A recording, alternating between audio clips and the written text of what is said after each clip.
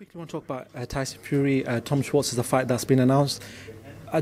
Looking at social media, it seems to be an underwhelming sort of response back to that fight because everyone expected the Wilder fight to happen. We know there's been a lot of sort of struggles in regards to making that fight. Just give me a response in regards to that about the sort of the public's response back to that fight. Well, I can understand the disappointment. Everyone was disappointed because we were trying to make the Wilder fight, but Espn came along and made a really great offer to Tyson, and they said that as part of that offer they want to establish him in the States. They're going to 75% of American homes.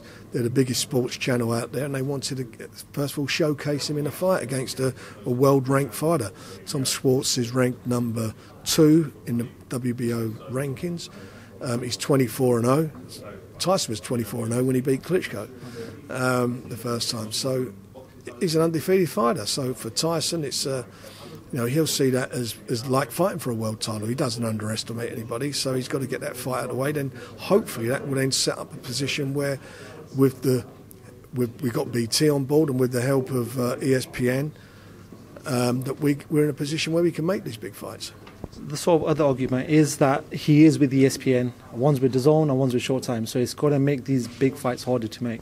Well, you just asked a question about fighters. Me was going to let Bill fight on DAZN, which was going to happen. What's to stop any of those guys fighting on ESPN? That's what how it can be. And the thing is, ESPN are the biggest out there. They are the biggest platform out there. It reaches more homes than than Showtime or DAZN, certainly more than DAZN.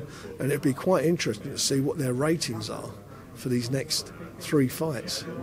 See, who gets the most rankings? Who gets the higher ratings?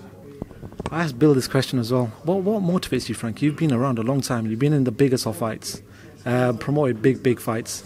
Talk to me what motivates you, because obviously nobody gets younger. So at your age, and I'm not trying to say you're old, Frank, because I don't want you to punch me or anything like that, but what motivates you?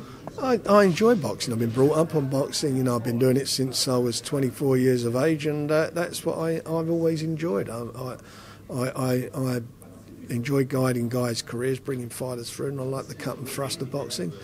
And I'm a youngster compared with Bob Arum. I mean, he's 20 years older than me, so look at him, and maybe and he's still got that desire. It's something in you. It's like if you enjoy doing something, it keeps you going, and as I say, I love it. I mean, I like to think I know